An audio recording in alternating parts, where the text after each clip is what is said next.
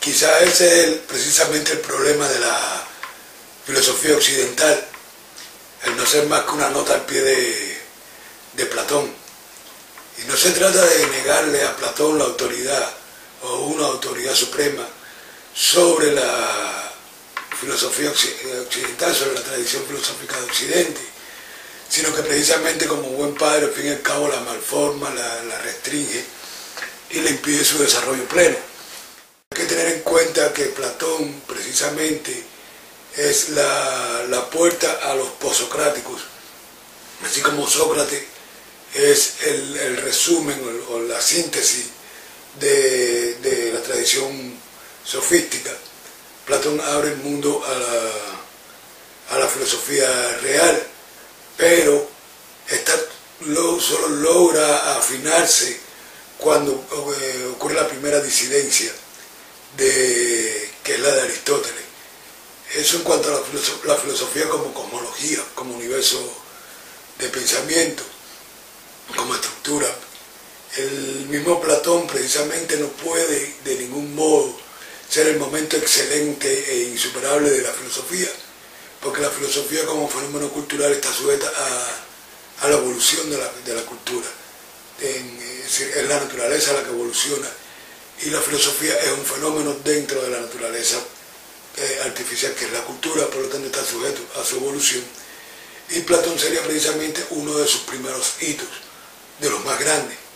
Hablábamos de un punto nodal, pero uno de los primeros hitos que todavía arrastra precisamente el vicio pitagórico de la religión, y por ahí, por ejemplo, con la doctrina de la transmigración de las almas, que no era, el espíritu no era un problema en la filosofía. Cuando surge el fisiologismo jónico,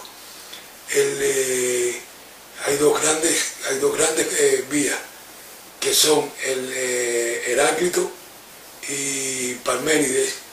Ambos proponen una metafísica y una ontología profunda, y en ningún caso eso es espíritu. De hecho, cuando Pitágoras retorna de Oriente, es que viene esta retorcedura del término de ánima al funcionarlo o explicarlo a través del concepto más oriental del espíritu. Y entonces surge el ánima como un fantasma, el ghost, mientras que alma como tal, es decir, ánima, se refiere a un principio, el principio de animación de las cosas, y todo eso cabía perfectamente bien en el fisiologismo jónico y estaba perfectamente resuelto en el antropomorfismo, ya con esa figura del ghost, pero en un marco epistemológico en el que las formas son todas proyectivas, son todas antropomorfistas. En cambio, cuando ocurre la contracción conceptual hacia el fisiologismo, no había ningún problema con el concepto de alma. Pitágoras lo introduce al poner la densidad del espíritu detrás, y con problemas como el de la transmigración de las almas, que si bien es espontáneo en todas las culturas y también estaba en la cultura griega, no era un main issue, no era un tema principal, no era un problema principal, hasta que Pitágoras le da esa preeminencia sobre todos los otros problemas para explicar, y explica con ello el proceso de conocimiento, lo cual es un gravísimo error. Es solo a partir del realismo aristotélico que se comprende que las ideas al relacionarse entre sí provocan una síntesis, y de esta síntesis surge una nueva idea de carácter más inteligente, más artificial, más tecnológico, y a partir de las categorías de Aristóteles en el órgano aristotélico. Nada de esto lo conoce Pitágoras, que es eminentemente religioso. Esto no le interesa a Sócrates. Sócrates está en otra cosa completamente, y es bastante grande. Aportar la mayéutica es un esfuerzo mayor, y Platón sencillamente toma la doctrina religiosa de Pitágoras para construir su propia cosmología. eso es grandioso, construir la cosmología platónica, pero la base está viciada y precisamente a partir de ahí ya nunca más se lograría la complementariedad necesaria en el realismo. Eso lo vemos cuando en el desarrollo del Imperio Romano, de la filosofía del interior del Imperio Romano, lo que triunfan son las grandes escuelas éticas. Como grandes escuelas son las escuelas éticas, que en Grecia eran las escuelas menores, el hedonismo, el estoicismo y el cinismo. De todo esto queda como base epistemológica, como trasfondo epistemológico, el idealismo platónico, hasta que los neoplatónicos, con Plotino a la cabeza, le dan ya el toque definitivamente religioso. Pero, mientras tanto, puede salvarse como filosofía, en tanto eminentemente idealista. Cuando sube la patrística cristiana, que es fundamentalmente en Alejandría, en Egipto, es platónica, es completamente platónica. El aristotelismo queda en un segundo plano, precisamente cuando Aristóteles desaparece del horizonte de Atenas, asumiendo la tutoría de Alejandro Magno, y la división, la guerra entre Atenas y Egipto, la tradición que se impone, incluso en Alejandría, es platónica. Y Aristóteles o el realismo va a quedar completamente subsumido a través del Imperio Romano, pero completamente subsumido ante el triunfo de las escuelas éticas con una referencia epistemológica al idealismo platónico, hasta que los árabes son los que se lo apropian y desarrollan el realismo. Un realismo que es completamente complementario y por lo tanto muy eficiente con respecto al idealismo de Occidente, pero que no se relaciona, simplemente no se relaciona por la división doctrinaria de las religiones, hasta que con el fin de la patrística cristiana, con San Agustín es el resumen de toda la tradición platónica hasta entonces, y con eso sella el dogma cristiano en su naturaleza idealista y platónica. Solo San Alberto, que tiene el atrevimiento, San Alberto Magno tiene el atrevimiento de buscar entre los árabes y recoger la tradición realista de Aristóteles y rescatarla. Entre él y Santo Tomás entonces fundan la tradición realista de Occidente, que como se ve es una necesidad complementaria del idealismo absoluto, la tendencia absolutista que va adquiriendo el idealismo. Y eso se ve en las contradicciones que surgen que es netamente cultural, entre la filosofía y la teología como formas de conocimiento, pero en lo que no pueden sobreponerse nunca al dogmatismo cristiano, y la filosofía queda completamente subsumida a la teología por la presión ética del dogma cristiano. Y así ocurre hasta que los jesuitas logran el desarrollo más perfecto del realismo aristotélico tomista, con Francisco Suárez, por ejemplo, pero son muchos los jesuitas que logran este desarrollo. Y esto es importante, porque el realismo aristotélico tomista se ve coartado por el dogmatismo platónico agustinista. La escolástica viene siendo, como las universidades hoy día, el instrumento por el cual la Iglesia logra instrumentar su coerción de la forma de pensamiento en unas convenciones dadas. Estas convenciones dadas son el dogmatismo teológico. Y ahora bien, los jesuitas logran romper este dogmatismo, solo que relativamente al imponer la casuística como un marco referencial más realista, el problema sigue siendo ético. Eso es precisamente lo que lo salva, porque logra por plantearlo como un problema práctico para la práctica de conocimiento, y así logra imponerse la casuística. No obstante, con la decadencia de la Iglesia católica, pues todas estas prácticas culturales quedan dentro de los muros de la iglesia, a los que nadie mira, tras los cuales nadie mira. Y cuando se seculariza la sociedad occidental con pensamientos como el de Descartes, que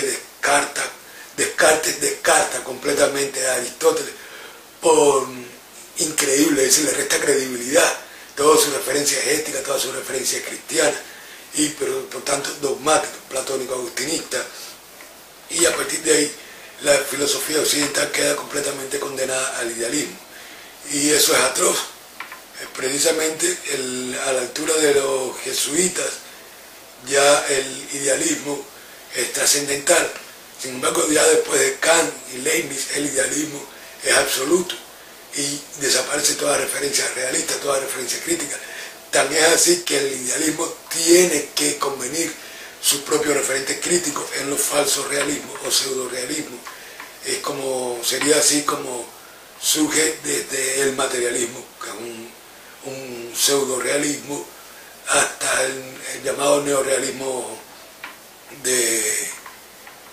el neorrealismo cristiano de Jean Maritain. Pero precisamente la naturaleza pseudo-realista de esto se ve en que no son más que compendios críticos del idealismo. Tanto el materialismo como el neorrealismo de Maritain son compendios críticos del idealismo mismo, sobre el idealismo mismo, y por lo tanto son autorreferentes idealistas y no son suficientes como realistas. No obstante eso, pues va quedando como que el materialismo dialéctico es el único asidero real que tenemos hoy día, que puede perfeccionarse conjuntamente con poniéndolo como referente refiriéndose a la casuística jesuítica, y no sé cuán válido sea hoy día. Después de todo, la filosofía está abocada a salir del mercado. La filosofía ya no es más un referente suficiente, un referente válido para las prácticas de conocimiento. De ahí el caos del gallinero posmoderno, en el que todo el mundo tiene una opinión y todo es relativo, y ya nunca más se va a saber la verdad. Todo puede haber comenzado, o parece haber comenzado, precisamente con la anomalía griega, que es cuando el cataclismo que hunde a la cultura minoica no la hace desaparecer del todo, sino que solo la retrae a relaciones básicas, a una comunidad prácticamente primitiva, que es rescatada por el comercio fenicio. Al ser rescatada por el comercio fenicio, le aporta el alfabeto, y ellos introducen en la práctica del alfabeto la peculiaridad de incluir las vocales. El alfabeto fenicio, que es el alfabeto semítico, precisamente no contiene las vocales, y es lo que hace que la escritura sea un instrumento, pero no tenga la suficiencia o la consistencia propia como para ofrecer toda una estructura referencial al pensamiento. Pero al contener las vocales y poder reflejar todo el espectro reflexivo, ya adquiere esta consistencia. ¿Qué pasa? Al ocurrir esto fuera del marco estructural religioso, que es lo normal, entonces da como resultado una cultura completamente secular como la griega, y que va a dirigirse directamente a la creación del fisiologismo como estructura de pensamiento, con el tempo de la época, que es muy lento obviamente, pero directamente allí. ¿Por qué en este sentido? ¿Qué es lo que significa esto en ese sentido? Bueno, nuestra estructura natural de pensamiento, nuestra estructura reflexiva natural es antropomorfista. Es la combinación de significados en símbolos que pueden ser disociados de su significado propio al atribuirse otro nuevo significado. Pero todo esto ocurre de un modo administrado por las tradiciones religiosas. Al ocurrir dentro de una sociedad completamente secularizada, en que las estructuras religiosas no tienen esta preponderancia, no tienen este poder de administración de los símbolos, incluso de las tradiciones, pues entonces obviamente van a ocurrir pensamientos disidentes, pensamientos individuales, y va a ocurrir una sociedad completamente atómica, como es el caso de la cultura griega, dentro de la cual ocurre el fisiologismo. Es decir, no es extraño entonces que a lo largo del tiempo pues ocurra esto que es como el gallinero posmoderno. Es decir, en la posmodernidad como momento de decadencia del esplendor moderno, se sabe, todo lo que llega a un esplendor pues necesariamente va a decaer. Un esplendor no puede mantenerse por 5 o 6 siglos. Eso es absurdo, la dinámica del tiempo lo impide, y precisamente el esplendor moderno se habría alcanzado en el siglo XVII, puede haberse extendido hasta el XIX, no más allá. El siglo XX marcaría el comienzo de su decadencia, este periodo autorreflexivo de la propia modernidad, que se conoce como la posmodernidad, pero donde las prácticas de conocimiento sencillamente van a su decadencia. Este vacío cognitivo es un vacío cognitivo en el que todo se diluye en la relatividad, es lo que podría ser suplido precisamente por las ciencias puras, si las ciencias matemáticas, ciencias prácticas en su práctica más pura, como la matemática, que va a repercutir en una especie de cosmología por default, es decir, va como un eco, ¿no? Va a parar allí. Es lo que está ocurriendo con científicos como Maturana, de algún modo Stephen Hawking, aunque todos ellos van siendo ganados por lo mediático, ¿no? Todos van haciendo una gran performance y hay algo artificioso y artificial, inconsistente en todo ello, pero bueno, sería la dirección que va tomando eso. De todas formas, hay otro desarrollo, es decir, todos estos son desarrollos diacrónicos de la cultura, hay otro desarrollo que va a ocurrir con aceleración, y es el de los periodos culturales. Es decir, parece ser que desde el siglo VI, IV a.C., hay periodicidades de 10 siglos, divididos a su vez en periodicidades de 5 siglos. Curiosamente son potencias decimales, que del siglo -6 a.C. al siglo I, y del primero al 5 habría ocurrido la antigüedad. A partir del 5 surge ocurre la transición hacia el medioevo, que se cumple a la perfección hacia el siglo X, con el 9-10, con el fin de la patrística y el comienzo de la última etapa del medioevo, hasta el siglo XV, que marca el Renacimiento, el nacimiento de la modernidad con el Renacimiento, y del XV al XX al apogeo, es decir, de la modernidad que habría ocurrido en el XIX. En el 20 comenzaría la decadencia de la modernidad con la posmodernidad, y según todo esto, hacia el 25 pues se habría completado el ciclo completo, ¿no?, de vuelta a los principios antropológicos de la antigüedad, con el proceso de aceleración que tiene que haber ocurrido a partir del siglo XIX. Con la revolución científico-técnica hay una aceleración del proceso, una aceleración que es propia de todos los procesos mecánicos, y aquí, como hemos visto, a partir de la repetición es un proceso mecánico.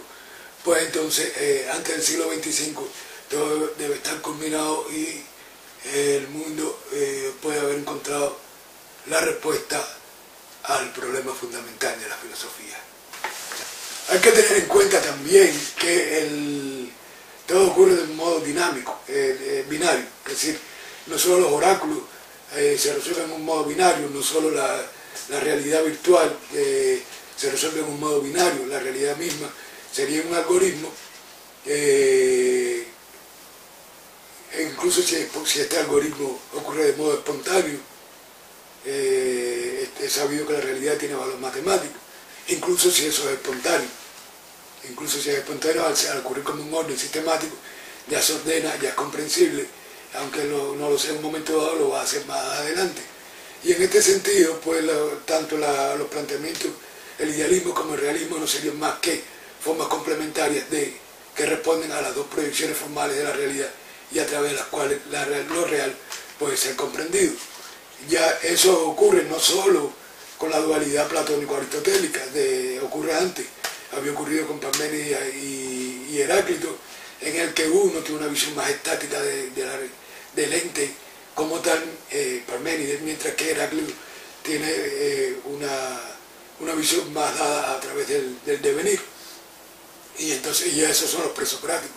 Así que precisamente se ve cómo hay un esquema fijo, incluso del pensamiento viene del antropomorfismo como A, al fisiologismo como B, y entonces habría una corrección en el fisiologismo tendiente a la metafísica heráclita como A1 o A menos B, y después de otra corrección con Parménides como A1 a la 1 o AB a la 1, y así sucesivamente. ¿Qué ocurre?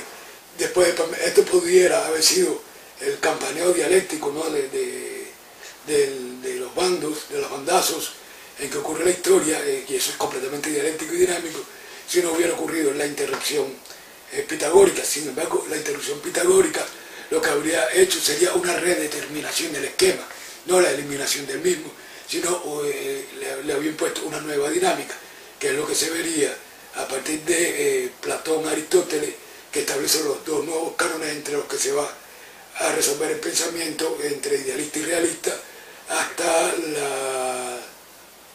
hasta el auge moderno, que con el crecimiento absoluto del idealismo y su devenir en un referente crítico propio, con los pseudo-realismos del materialismo dialéctico y el neorealismo de Jacques Maritain, pues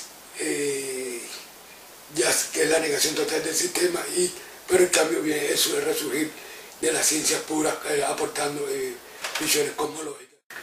El problema con los posmodernos es que ya ellos responden a la crisis que planteó la modernidad con la insuficiencia para tratar problemas como la cultura, el devenir existencial, el existencialismo, de una serie de cosas en una cultura social, una cultura política abocada a la crisis, incluso no solo por el atomismo extremo, sino también por la tendencia del capitalismo que estaba en su apogeo industrial y tiene entonces una tendencia al corporativismo, ¿no? al gigantismo, una especie de elefantiasis, y ahondar las crisis en las relaciones económicas. Y todo eso se refleja en la necesidad de crear nuevos referentes filosóficos para explicarlo todo. Y entonces se empiezan a incorporar tópicos como la cultura. La cultura va surgiendo como un objeto filosófico suficiente que hasta entonces no lo había sido. Y entonces surgen propuestas como el estructuralismo. Pero precisamente la falta de referencia propia de estas tendencias se nota no tienen alcance cosmológico, son muy puntuales y solo pueden hacer estudios de campo y es muy difícil sistematizarlo. Y por eso vemos cómo el estructuralismo deviene en postestructuralista, que es una especie de funcionalismo, y es precisamente a partir de los cerebros más grandes del estructuralismo que se da esta derivación, que no es contraria al estructuralismo, sino que trata de resolver insuficiencias propias del mismo. Entonces te das cuenta que no es posible, que ya no hay la posibilidad de armar un campo suficiente, una estructura referencial suficiente como la que existió en un principio. Pero eso no es porque la realidad haya cambiado, la realidad no cambia. La realidad en cuanto humana, que es específicamente humana, la realidad histórica según Marx, ya tiene otras determinaciones básicas, ¿no? Dadas por las relaciones económicas que eso tiene que modificar las relaciones políticas a su interior. Mientras no se resuelvan estas relaciones políticas, pues no habrá una solución reflexiva y así sucesivamente. estas relaciones políticas no se van a solucionar en la medida en que no se solucionen las relaciones económicas. Y esto lo vemos cuando, por ejemplo, cuando surge un cerebro capaz de aportar, de hacer el concilium epistemológico que hace falta para armar ese complejo referencial necesario. Lo vemos en Heidegger. Heidegger, que sin embargo es completamente atrapado por sus circunstancias. La tarea es monumental. No solo no alcanza a hacerlo, sino que incluso no puede evitar corromperse en el vicio ideológico y caer dentro de eso. La otra propuesta que hay, o la propuesta alternativa a esto, es la estética, pero la estética misma, como la filosofía, va en decadencia, no está saliendo del mercado, no hay un pensamiento coherente. Es decir, los últimos grandes estetas que ha habido, es decir, el que hay en este momento, que Humberto Eco, es una figura mediática, completamente mediática, son muy bien la epistemología y no sale de ahí y vive su performance como figura mediática que es. Otro fue el gran Octavio Paz, pero la poesía no tiene crédito suficiente, crédito nosológico suficiente. Los surrealistas hicieron un gran aporte en este sentido, que fue desde que